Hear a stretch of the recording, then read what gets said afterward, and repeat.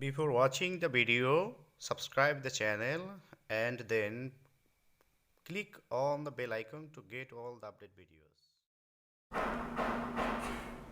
Hello dear students, welcome to English Hospital 24 channel.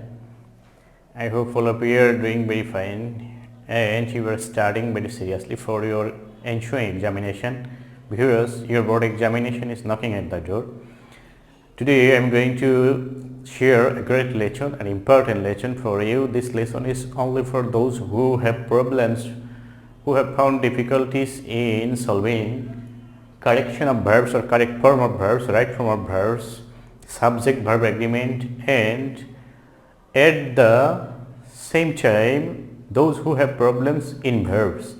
If you watch this video lesson, you will be crystal clear, you will 100% be clear about this lesson. Let's see, this is a board question of SSC examination. It's December 2016 question passage for correct form of verbs. If you can use the right form of verbs, you will get full marks in this lesson and in this question. Those who cannot write, who cannot answer correctly, you are asked, you are suggested to watch this video. This is question correct form of verbs. I will show you how to apply the rules and how to answer this question correctly and completely.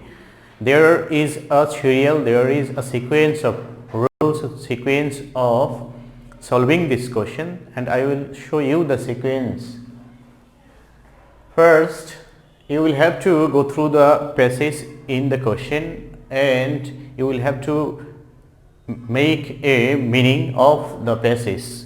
If you can make the Bangla meaning of this passage, you will be able to apply the rules you have learned in your grammar book from your grammar book. প্রথমত এই প্যাসেজটি থেকে যে অর্থ রয়েছে সেগুলো করতে হবে। অর্থ করার পরে সম্পূর্ণ অর্থ করে অনেক সময় দেখা যায় উপরে ক্লু আকারে দেওয়া থাকে, অনেক সময় আবার এখানে ব্র্যাকেটে দেওয়া থাকে, যেখানেই থাকুক প্রথম কাজটি হবে এগুলো অর্থ করা। অর্থ করার পরে দেখবে যে কোন শব্দটির অর্থ ওখানে তোমার আসতেছে না সিরিয়ালের মধ্যে। যখন দেখবে যে এই শব্দটির অর্থ আসতেছে না, সেই শব্দটি ওখানে সিলেক্ট করবে, আর এখানে যখন শব্দ দেওয়াই থাকবে তখন তো কোনো সমস্যা নেই। যখন তুমি অর্থ করতে পারবে এরপরে তুমি বুঝবে যে এখানে কোন রুলটি প্রয়োগ করতে হবে। অর্থ আগে, তারপরে হচ্ছে রুল। প্রথমেই বাংলা মিনিং আমরা একটু দেখি, অর্থ করি। Idol brain is Devil's workshop. অলস মস্তিষ্ক হচ্ছে শয়তানের কারখানা। If we waste our time in idleness, যদি আমরা অলস ঘুমানোর সময় কাটাই, all source of evil thoughts, সকল খারাপ চিন্তা, উইল ক্রাউড আওয়ার ব্রেইন, আমাদের মস্তিষ্কে জড়ো হবে, আমাদের মস্তিষ্কে এসে জড়ো হবে। তো এখানে আমরা দেখতে পাচ্ছি যেটি, সেটি হচ্ছে উইল ক্রাউড। তো এটি হচ্ছে ফিউচার টেন্স এবং এখানে সেন্টেন্সটি শুরুতে রয়েছে ইফ। এখন এখানে আমরা জানি ইফ যখন থাকে, যদি যখন থাকবে তখন হলো শর্তমূলক কন্ডিশনাল সেন্টেন্স। তো আমি এই ভিডিও যখন তোমরা দেখবে তখন উপরে দেখবে সাজেস্টেড আই বাটন উঠবে, সেই সাজেস্টেড আই বাটন থেকে তোমরা পিছনের যে এগুলো রুলস আমি দেখিয়েছি বেসিক রুলস, সেগুলো থেকে তোমরা সেই রুলসগুলো শিখে নেবে। তো আমি এখন শুধু সমাধান করে দেখাবো যে প্র্যাকটিক্যালি কীভাবে এগুলো সমাধান করতে হয়। তো এখানে এই ইফ দিয়ে যে শর্তমূলক বাক্য বা কন্ডিশনাল সেন্টেন্স রয়েছে সেই সম্পর্কে আমি বিস্তারিত আগে আলোচনা করেছি। তো এখানে এই কন্ডিশনাল সেন্টেন্স যখন থাকে সেক্ষেত্রে একটি অংশ ফিউচার ইনডিফিনিট হলে আরেকটি হবে প্রেজেন্ট ইনডিফিনিট, একটি অংশ পাস্ট ইনডিফিনিট হলে আরেকটি অংশ হবে পাস্ট কন্ডিশনাল। তো এখানে আমরা দেখতে পাচ্ছি ফিউচার ইনডিফিনিট রয়েছে, তাহলে এখানে হবে প্রেজেন্ট ইনডিফিনিট। তাহলে প্রেজেন্ট ইনডিফিনিট টেন্স হলে মূল ভার্বের প্রেজেন্ট ফর্ম বসে, দ্যাট মিনস বেস ফর্ম বসে। তাহলে এখানে ওয়েস্ট বেস ফর্মটি রয়েছে, ব্র্যাকেটে সবসময় মূল যে ফর্মটি দেওয়া থাকে সেটি বেস ফর্ম বা প্রেজেন্ট ফর্মে দেওয়া থাকে। তাহলে ইফ উই ওয়েস্ট, এখানে শুধু ওয়েস্টই হবে। If we waste our time in idleness, all source of evil thoughts will crowd our brain. এখন এখানে যদি দেওয়া থাকতো যে উড ক্রাউড, তাহলে ওখানে আমাদের হতো ওয়েস্টেড। যদি এখানে থাকতো উড হ্যাভ ক্রাউডেড, তাহলে ওখানে হতো হ্যাড ওয়েস্টেড। এই হলো তোমার কন্ডিশনাল যে তিনটি বেশি ব্যবহৃত হয় সেটি, first condition, second condition and third condition. Then পরের সেন্টেন্সটি আমরা দেখি, idle persons who kill their time are burdens of society. যে অলস মানুষেরা তাদের সময় নষ্ট করে বা করছে, তারা হলো সমাজের বোঝা। বার্ডেন অর্থ হলো বোঝা। তাহলে এখানে আমরা দুটো অর্থ এখানে দাঁড়িয়ে যায়। একটি হচ্ছে যে যারা সময় নষ্ট করছে, তাহলে idle person who are killing, অথবা সময় নষ্ট করে কিল, প্রেজেন্ট ইনডিফিনিট টেন্সেও লেখা যাবে বা প্রেজেন্ট কন্টিনিউয়াস টেন্সেও লেখা যাবে।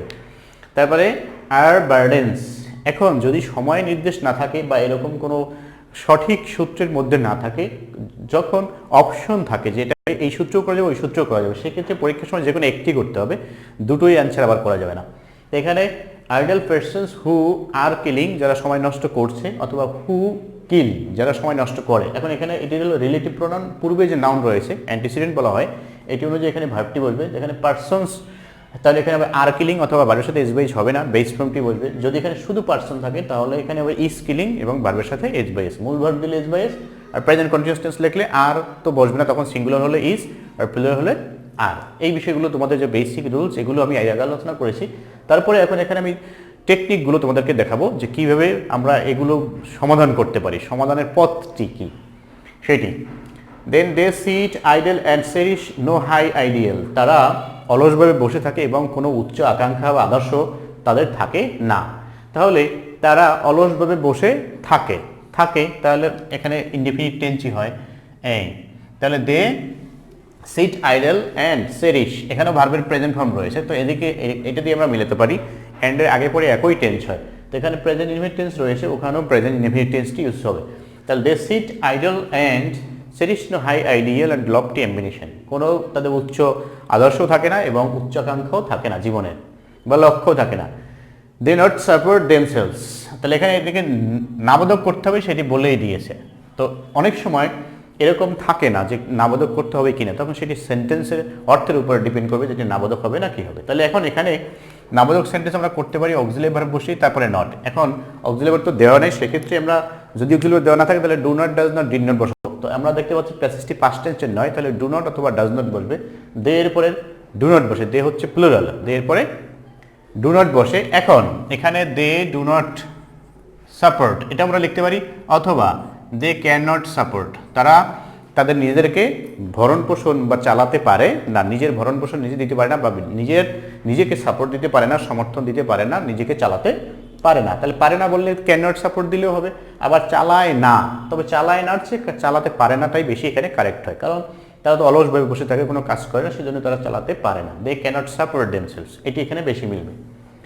তারপর হচ্ছে they lead an unhappy life and suffer in the long run, তারা হচ্ছে কষ্টে জীবনযাপন করে এবং পরিণামে অনেক কষ্ট পায় বা ভোগে। তাহলে এখানে এটা ইনডিফিনিটেন্সি মিলে they lead an unhappy life এবং পরিণামে ভোগে বা ভুগবে, এটি এখানে উইল দিলে হয় বা শুধু সাফার দিলেও হবে।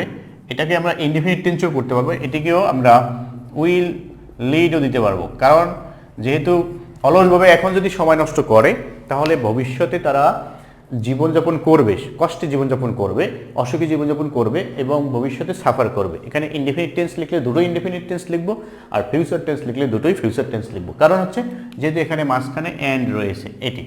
তাহলে they lead an unhappy life and suffer in the long run, অথবা they will lead an unhappy life and will suffer in the long run, এইভাবে করলেও এই সেন্টেন্সটি করা যাবে। তো এইভাবে করে এগুলোর সূত্র প্রয়োগ করে করতে হবে। তো এই যে টেকনিকগুলো, এগুলো যদি তোমরা অনুসরণ করতে পারো তাহলে সমাধান করতে পারবে কারেক্টলি, পরীক্ষাতে ভুল হওয়ার কোনো সম্ভাবনাই থাকবে না। তো এই রুলসগুলোই আমি এর আগে আলোচনা করেছি, আশা করছি তোমরা এই বিষয়গুলো এখন সঠিকভাবে বুঝতে পারতেছো, এরপরে আর সমস্যা থাকার কোনো কথা নয়। Then there should be time for reading, পড়ার জন্য সময় রাখতে হবে, অফিসের জন্য সময় রাখতে হবে, অন্যান্য কাজের জন্য সময় রাখতে হবে, টাইম ফর ফিজিক্যাল এক্সারসাইজ, ব্যায়ামের জন্য সময় রাখতে হবে, টাইম ফর রিক্রিয়েশন, বিনোদনের জন্য সময় রাখতে হবে, অ্যান্ড ফর প্রেয়ার, নামাজের জন্য সময় রাখতে হবে। দিস ইন্ডিকেট দ্যাট, এটা নির্দেশ করে যে, তাহলে এই দিস যেহেতু সিঙ্গুলার তাহলে এখানে থার্ড পারসন সিঙ্গুলার সময় ভার্বের সাথে এস বাইস দিতে হবে। দিস ইন্ডিকেটস দ্যাট, এটা নির্দেশ করে যে উই শুড ডু এভরিথিং, আমাদের সব কিছুই করতে হবে অ্যাট দ্য রাইট মোমেন্ট, সঠিক সময়ে। We lead a happy life and prosperous life, আমরা হেলদি অ্যান্ড প্রসপারাস, সুস্থ এবং উন্নত জীবনযাপন করতে পারবো অনলি হোয়েন, যখন উই ফলো, আমরা এগুলো অনুসরণ করি অথবা করব, এটি এখানে বোঝাতে, করবোটাই ভালো হয়। তাহলে আমরা সুখী জীবনযাপন করতে পারবো, তাহলে পারবো বলতে কি, can lead, we can lead, আর যখন আমরা এগুলো অনুসরণ করব, তাহলে করব বলতে এটি ফিউচার হয়, তাহলে উই উইল অথবা উই শ্যাল, মডার্ন ইংলিশে সব জায়গায় উইলই বসে। তাহলে we can lead a healthy and prosperous life only when we will follow the routine which we make, যা আমরা তৈরি করি অথবা তৈরি করব, এখানে তৈরি করি অথবা তৈরি করব, উইল মেক, এখানে শুধু মেক দিলেও হয়, উইল মেক। তাহলে আমরা অনুসরণ করব কোনটা? যেটি আমরা তৈরি করব আমাদের কিসের জন্য? ফর আর গাইডেন্স, আমাদের পথ নির্দেশকের জন্য বা পথ নির্দেশনের জন্য। সেটি যদি আমরা অনুসরণ করব তাহলে সুখী জীবনযাপন করতে পারবো। এখানে হোয়েন, যখনই আমরা এটা অনুসরণ করব, যখনই আমরা অনুসরণ করব, করব বললে ফিউচার হয়ে যায়, আর আমরা এই সুখী জীবনযাপন করতে পারবো, পারবো বললেও ক্যান লিড, আর অনুসরণ করব that means future indefinite tense হয়। আর এখানে আমরা যা তৈরি করি অথবা তৈরি করব, এই ফিউচারও হয়, ইনডিফিনিট টেন্সও হয়। তো এইভাবে করে এটি তোমরা সমাধান করতে পারবে। তো এখানে আমি যেভাবে সমাধান করলাম সেটি একটি সিরিয়াল ছিল, সিকোয়েন্স ছিল। প্রথমত এটি অর্থ বুঝতে হবে, তারপরে অর্থ বোঝার পরে সূত্র প্রয়োগ করতে হবে। এই হলো মূল সিকোয়েন্সই হলো প্রধানত দুটি, একটি হচ্ছে যে আমাদের অর্থ বুঝতে হবে, দেন সূত্র প্রয়োগ করতে হবে। এখন বেসিক সূত্রগুলো জানতে হবে, তার চেয়েও বড় কথা হলো আগে তোমাকে এটি অর্থ বুঝতে হবে। অর্থ জানা ছাড়া ইংরেজি কোনো সমাধান করার কোনো উপায় নেই। তো অর্থ যখন তুমি বুঝতে পারবে এরপরেই এটি সূত্র অ্যাপ্লাই করতে পারবে। আশা করছি এই লেসনটি দিয়ে তোমরা একটি সম্যক ধারণা বা এটি সমাধান করার একটি টেকনিক বা কৌশল, পথ খুঁজে পাবে, রাস্তা খুঁজে পাবে। সেই রাস্তা দিয়েই তোমরা সঠিক পথে চলতে পারবে। এবং আশা করি এই লেসনটির মাধ্যমে তোমাদের অনেক বেশি জানার না থাকলেও একটি সঠিক পথ নির্দেশনা তোমরা এখান থেকে পাবে। এবং এই ভিডিওটি অবশ্যই সম্পূর্ণ দেখবে।